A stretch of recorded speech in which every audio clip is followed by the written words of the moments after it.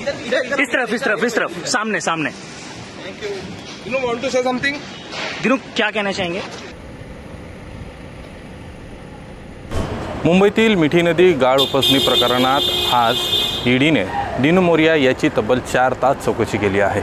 दिनू मोरियावर मुंबईतील मिठी नदी घोटाळा प्रकरणात आरोप आहे आणि त्यानंतर आज त्यांची चौकशी ईडी मार्फत करण्यात आली होती। या प्रकरणात यापूर्वीच मुंबई महानगरपालिकेच्या आर्थिक गुन्हे शाखेच्या वतीने गुन्हा दाखल करण्यात आला होता आणि यामध्ये 13 आरोपींचे नाव होते। मात्र काही दिवसांपूर्वी दिनू मोरिया यांच्या घरी ईडीने छापेमारी करत अनेक महत्त्वाचे या संबंधीतील डॉक्युमेंट जप्त केले होते। त्यानंतर त्यांना समन पाठवून आज 12 जून रोजी चौकशीला हजर राहण्याचे निर्देश देण्यात आले होते। त्यानंतर आज दिनू मोरिया हे सकाळी 10च्या सुमारास ईडी कार्यालयात दाखल झाले आणि त्यानंतर तब्बल 4 तास त्यांची चौकशी सुरू होती। काही वेळापूर्वी दिनू मोरिया यांची आजची चौकशी ही संपलेली आहे आणि ईडीने पुन्हा त्यांना काही महत्त्वाचे डॉक्युमेंट या संदर्भातील घेऊन येण्याच्या संदर्भात पुढील सूचना दिलेल्या आहे।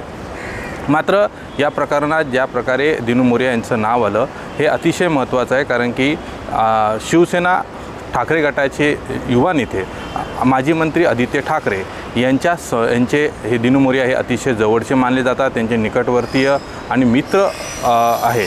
त्यामुळे आगामी महानगरपालिकेच्या दृष्टिकोनातून ज्या प्रकारे ईडीच्या वतीने आणि आर्थिक गुन्हे शाखेच्या वतीने ज्या प्रकारे ह्या सर्व प्रकरणामध्ये वेगवेगळे नावं येत आहे आणि दिनू मोरिया यांची कुठेतरी चौकशी ही सुरू आहे, त्यामुळे कुठेतरी एकंदरीत ह्या सर्व प्रकरणामध्ये आदित्य ठाकरे यांना कुठेतरी पुन्हा अडचणीत आणण्याचा प्रयत्न सत्ताधारी पक्षाच्या वतीने आहे का, असा देखील सध्या प्रश्न राजकीय वर्तुळात सुरू आहे। या सर्व प्रकरणामध्ये आतापर्यंत 68 कोटी रुपयाचा घोटाळा गाळ उपसणी प्रकरणात मिठी नदी याच्यामध्ये झाला असल्याचा संशय यापूर्वीच व्यक्त करण्यात आला होता आणि तशा प्रकारे आर्थिक गुन्हे शाखेच्या वतीने या सर्व प्रकरणात एक गुन्हा देखील दाखल करण्यात आला होता आणि या सर्व प्रकरणानंतर कुठेतरी आता आर्थिक गुन्हे शाखेच्या वतीने काही दिवसांपूर्वीच दिनू मोरिया यांची देखील चौकशी करण्यात आली होती। डबल 3 वेळा ही चौकशी करण्यात आल्यानंतर त्यानंतर या प्रकरणात ईडीने एंट्री घेतली आणि त्यानंतर काही दिवसांपूर्वीच ईडीने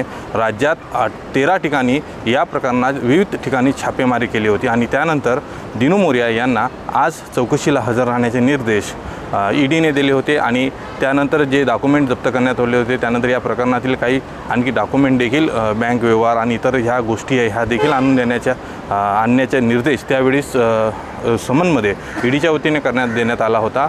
त्यानंतर आज अखेर ईडीच्या कार्यालयात दिनू मोरिया सकाळी 10 वाजता हजर झाले आणि तब्बल 4 तासाच्या नंतर आज 4 तासानंतर त्यांची चौकशी पूर्ण झाली आणि त्यानंतर आताच काही वेळापूर्वीच दिनू मोरिया हे ईडी कार्यालयाच्या बाहेर पडले। मात्र यानंतर आणखी काही महत्त्वाचे डॉक्युमेंट आणि या संदर्भातील जे एव्हिडन्स आहे ह्या संदर्भात माहिती घेऊन पुन्हा ईडीने दिनू मोरिया यांना बोलवलं असल्याचं देखील सूत्रांकडून माहिती मिळालेली आहे।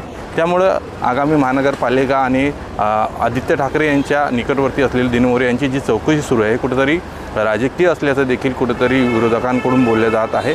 मात्र आता दिनू मोरिया यांच्या चौकशीतून काय निष्पन्न होते ह्याकडे आता सर्वांचं लक्ष लागलेलं आहे। पुणे मिररसाठी मुंबईवरून संतोष मोरे।